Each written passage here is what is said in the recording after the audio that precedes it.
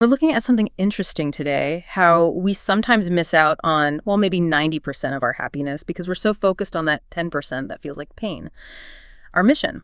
Let's try and uncover some of those hidden blessings you might already have around you. Yeah, and what's really fascinating here is how our brains, they're almost wired to trip us up when it comes to happiness. Our investigations suggest humans naturally feel pain much, much more profoundly than joy.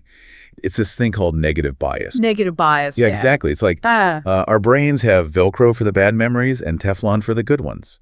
So when things go wrong, we get stuck in that low, kind of blind to the happiness we actually still possess. And blind to maybe new opportunities hidden in that pain, too. Precisely. We miss seeing the bigger picture. That's a really powerful concept. Okay, let's unpack this a bit. Can you give us an example? Like, how does this negative bias play out in a really personal way? Oh, absolutely. Think about maybe that first big college heartbreak, right? When you're in it, your whole world just feels like it's collapsed. You might just hole up, right?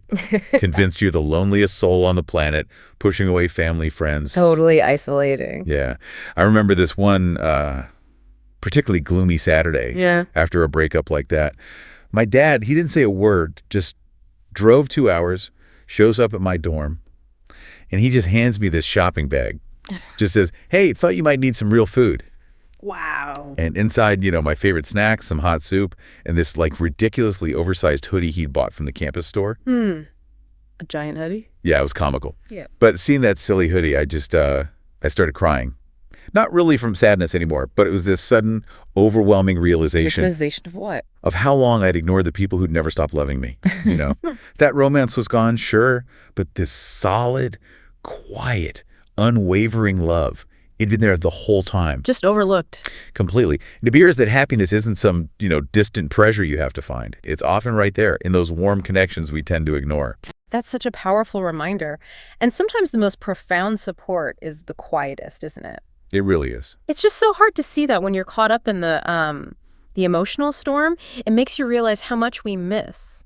So how does this translate to our, day-to-day lives? Where is this ignored warmth hiding? Well, what we're seeing is humans have this tendency, right? We take what we easily have for granted. We obsess over what's lost or what we don't have. Instead of what's right in front of us. Exactly. But happiness. Yeah. It isn't really about the grand dramatic surprises most of the time. It's often in these quiet little moments. Like, imagine a really long, cold winter night, the power's out, and then suddenly, flicker, the lights come back on, the heat kicks in. That feeling. Yeah, relief, pure happiness. That's it.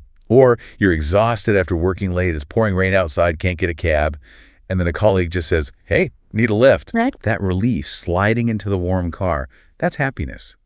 Or maybe you're feeling totally misunderstood, just alone, and someone gently pats your shoulder and says, hey, I know this isn't easy for you. That connection. That immediate understanding, that comfort, that's happiness. It's often found in those moments when someone shows up for you when you're feeling weak, willing to hold the umbrella, light a lamp, or just say, I'm here. It really feels like we're almost conditioned to look for the big, flashy fireworks of happiness, and we just overlook that quiet, constant hum of support that's often there. We really are. So here's where it gets interesting. How can we actually use this when we're facing setbacks? It's genuinely hard to see warmth when you feel cold and miserable. It is hard. It really is.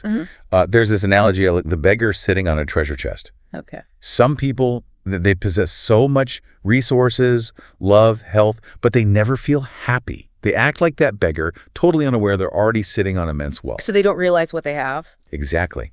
So during adversity, it's crucial to remind yourself, consciously, to focus not just on what you've lost, but on everything you still possess. So it's more than just thinking positive. Oh, much more. Yeah. It's about taking active inventory. What's still standing when something else has fallen?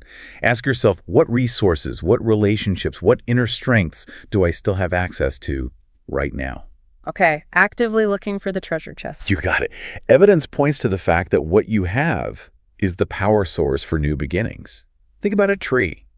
When it breaks old branches, it might look weak for a bit, but it's actually making way for new, stronger shoots to grow.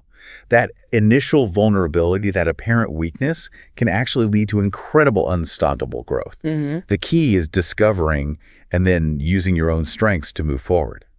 That's a really powerful way to frame it, especially when you feel stuck. So it sounds like our inner strength and how we frame things, that's almost everything. Is there like a psychological principle that backs this up, that quantifies this power of perspective? Well, it's interesting to note that your mindset, it really does determine whether you find meaning in loss or if you transform hardship into growth or turn bitterness into strength. Yeah. It quite literally dictates your, let's say, happiness index. Your happiness index, I like that. And maybe even your winning chances in life, you could say. This idea is captured really well by Festinger's law. It's a principle from social psychology. Festinger's law. Yeah, it basically suggests that only about 10% of life's events are external things that happen to us. The other 90%. Yeah. That depends entirely on your reaction to those events. 90%. Wow. 90%. It's huge. And this isn't just theory.